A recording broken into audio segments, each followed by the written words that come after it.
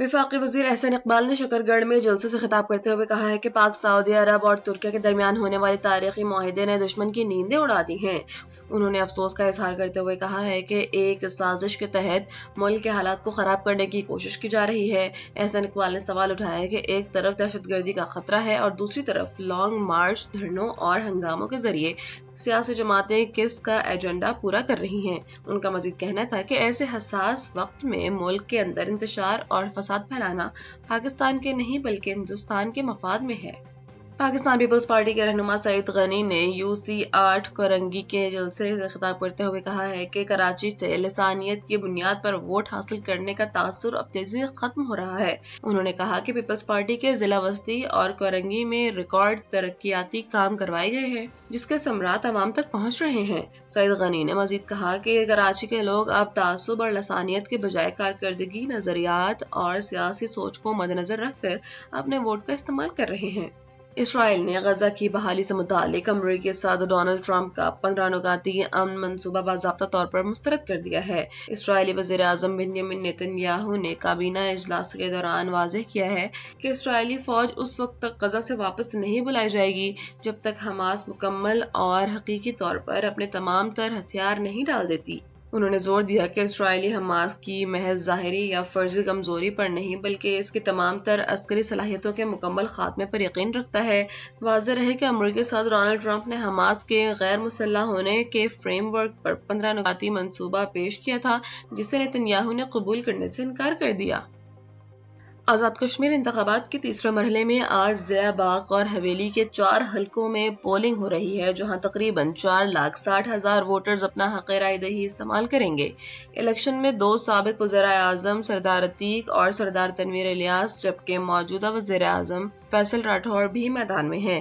دوسری جانب Peoples party Azad Kashmir کے صدر چودھری یاسین نے انتخابات میں دھاندلی کے سنگین الزامات عائد کیے ہیں۔ اسلام آباد میں میڈیا سے گفتگو کرتے ہوئے انہوں نے کہا ہے کہ الیکشن کمیشن اپنی مرضی سے الیکشن کروا رہا ہے اور پنجاب پولیس کو بلا کر نون لیگ کو زبردستی جتوانے کی کوشش کی جا رہی ہے۔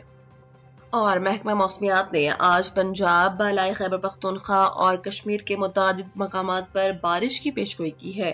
دوسری جانب فلڈ فورکاسٹنگ ڈویژن لاہور کے مطابق دریائے سندھ میں کالا باغ، تونسا اور گڈو بیراج کے مقامات پر فی الحال نچلے درجے کا سیلاب برقرار ہے جہاں سے پانی کے بہاؤ کی مسلسل نگرانی کی جا رہی ہے۔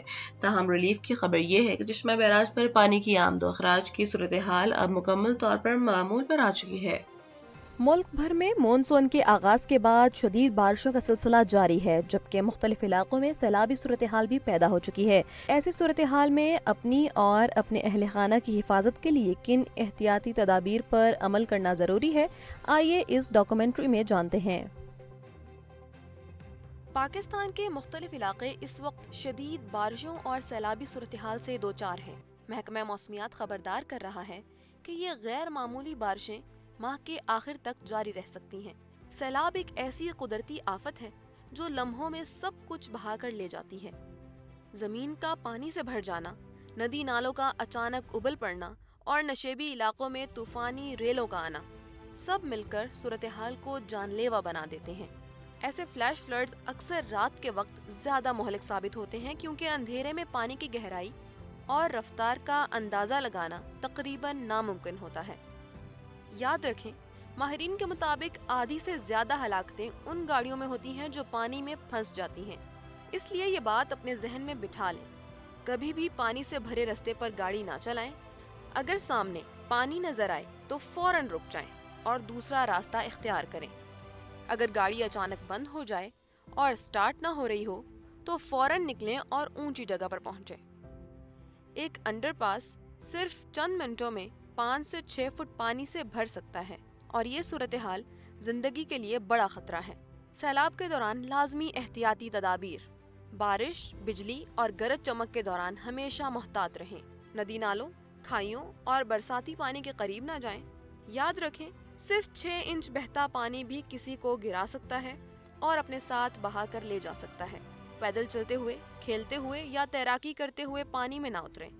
بچوں کو سختی سے منع کریں کہ وہ پانی کے قریب نہ جائیں کیونکہ ان کے اندر خطرے کا اندازہ لگانے کی صلاحیت بہت کم ہوتی ہے۔ اپنے گھر اور زندگی کے تحفظ کے لیے یہ اقدامات کریں۔ कम से कम 3 दिन का पीने का साफ पानी, खाने पीने का सामान, torch, mobile power bank, first aid kit, नकदी और 7 दिन की ज़रूरी अद्वियात अपने पास रखें।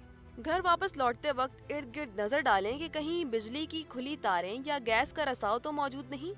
अगर गैस की बू या सीटी जैसी आवाज़ सुनाई दे तो फौरन घर खाली कर दें और मुतल्लिका इदारों को इत्तला दें।